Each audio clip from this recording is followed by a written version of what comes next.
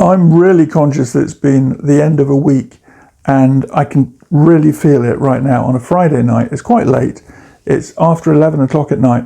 But since I started the new role that I spoke about in some previous videos, what I'm finding is that I'm doing a lot of my writing, a lot of the additions to my commonplace book, and also a lot of my reading in the evenings now, whereas previously I would typically get up in the morning, have some breakfast, wander off to a coffee shop and get on with some work.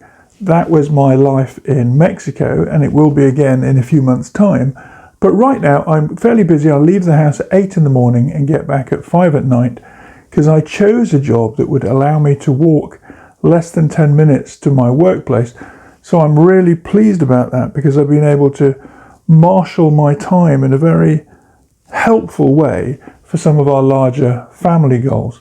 But this week I have been to a book event where two authors, and I'll show you who they were, Frances Brody, who has written quite a lot of historical fiction and historical detective fiction over the years that she's been writing.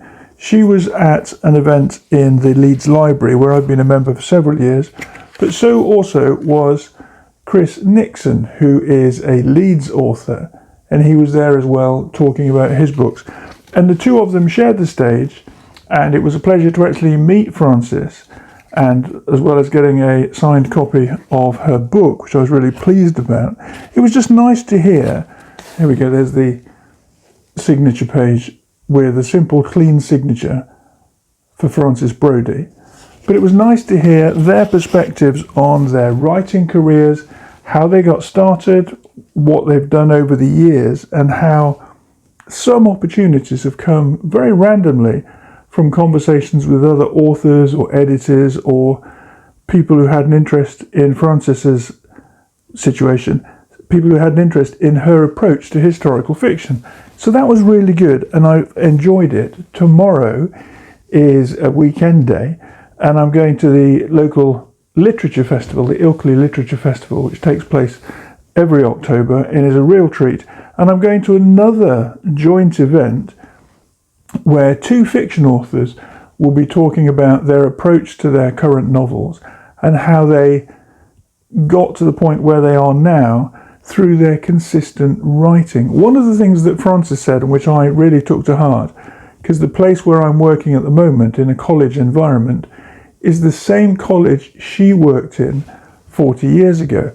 And what she said made some really interesting sense, or she made a comment that I found really helpful, because I'm really working at managing my time always as effectively as possible. But now that I'm doing 35 or so hours during the daytime activity, I'm repurposing my writing hours and claiming those back from nighttime diary availability. But one of the things she said was, I had to sit and think about how many hours I can write creatively. And she looked at her diary. She was working in a secretarial role in a college, and she worked out that she could write 16 and a half hours every single week. And I thought to myself, well, that doesn't seem like much. Based on that, looking at my diary during my lunchtime today, I actually sat down and worked out what is potentially a diary that I can create for myself, where I'm averaging 2 hours a night after college, and then at the weekends managing 3 or 4 hours on each of those particular days for Saturday and Sunday. But that would give me a possible, if you can see it there, low down above the line that's in red, a possible 20 hours a week, which would be quite amazing and would keep me busy with another sense of productivity and doing the work that I want to do.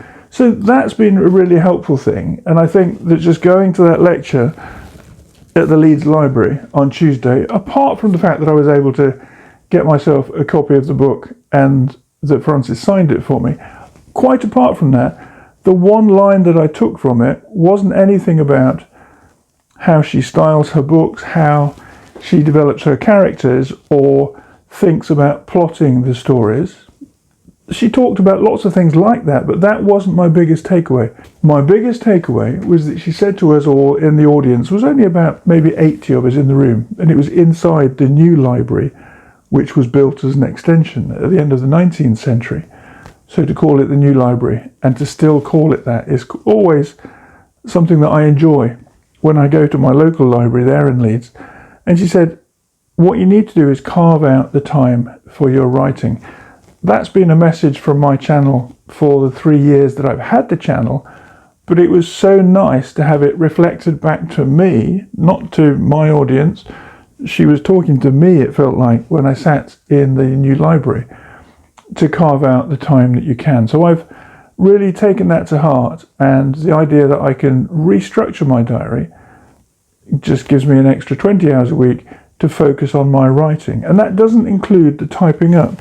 So for example, today I was sitting in the library and working on my iPad, which I think you can see here in the background with its little Bluetooth keyboard. I was taking some work that I've been writing recently and adding that to my iPad so that the manuscript for the new project is coming along very nicely. But that isn't actual writing. Tomorrow I need to do some writing when I get back from the Literature Festival, and that will count as original writing, as fresh creative writing. And on the Sunday morning I will add that to my iPad and push the manuscript forward in a good way with maybe another 500 or 1,000 words. Who knows what will happen, but I've already got the diary commitment etched out in ink for Saturday afternoon and writing on Sunday morning. So let's celebrate that and enjoy that. One of the other things that I have continued doing regularly ever since I got back from Mexico City a month ago, or 6 weeks now, is I'm reading very regularly. I'm reading lots of crime fiction, and I was able to pick up in the library, so you can see it's got the library marker on here, do return to the Leeds Library, it says. But I picked up a Henning Mankell book that I'd never read. This one's called The Pyramid, and it's in that series of his with Kurt Wallender, which I was always drawn to. My dad introduced me to the Kurt Wallender series, and it's brilliant. So I'm looking forward to reading this. Apparently this will give me a sense of him as a young detective and follow through aspects of his career and one particular case which he explores as a detective. But The Pyramid by Henning Mankell, I'm really looking forward to reading it.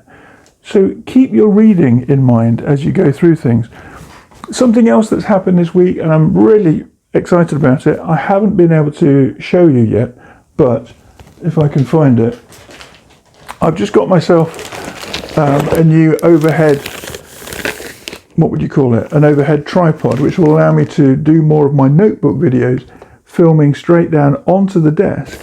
So this will take up a position somewhere over here, and when I'm ready to do a particular notebook video, I'll set this mechanism up so my camera will look down onto the book as I'm setting up perhaps a journal or sharing my commonplace book with you.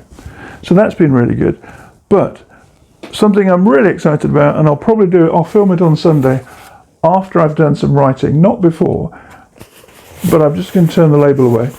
But I've got this is a pack of goodies that I got from Cult Pens, and I haven't opened it because I want to do the unboxing to camera so that I can actually see my own response to some of the beautiful things that I've bought and I've ordered. But that I'm really looking forward to doing later this week. But I think Sunday, 2 days time, that will be a really good project to open up and to enjoy. So that's been my week. We are 2.5 weeks into Preptober. I've done something every other day. I haven't worked every day on Preptober because of the work, and sometimes I come home very tired because of the levels of engagement with different people and some of the meetings which are very slow and difficult to tolerate. So when I have a day where I'm working on the AI software, that's a little bit easier, but then it's a question of helping the students work with that particular software and feed them new questions, new maths and English questions that will pick up on their areas of challenge and give them new modules to work on based on how they responded to the preceding modules. So that's been really good. It's tiring, but I love the work. It's really exciting. every day is a fresh day, every day is a new day, as we say, but I'm enjoying that process. And just having to move my diary around so that the way that the hours are working in the course of a day is re-engineered or restructured so that the writing can happen. Preptober is, fortunately, a practice. It's a preparation time for what will happen in November, and the whole idea of your manuscript in a month, the NaNoWriMo process that many of us have loved and enjoyed over multiple years. But Preptober is about being ready, and we still have a lot of the month to go. We still have more than 10 days to go. So that's a good working period in which to capture ideas, flesh out plots, look at the way characters might develop. If you've got scenes or landscapes that you want to set your story in, this is a great time of the year to spend those next 10 days and more building the world in which your story will sit, so that we can, as readers, step into your story and start to read through your book, and we are so naturally drawn to the world that you've created. We don't know how much effort you put in previously to creating the background aspects and elements of that great story. Use Preptober, be engaged in it, and work with the process as well as you can so that November is a productive time. I'm going to leave you for now because it's late at night, like I've said.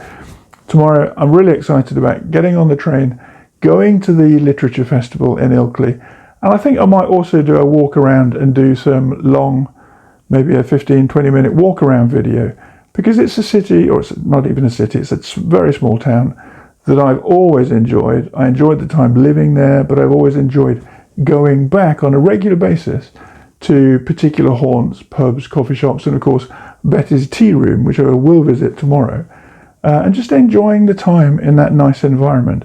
Wherever you are, keep busy, continue with your preparation for November, and of course, happy writing.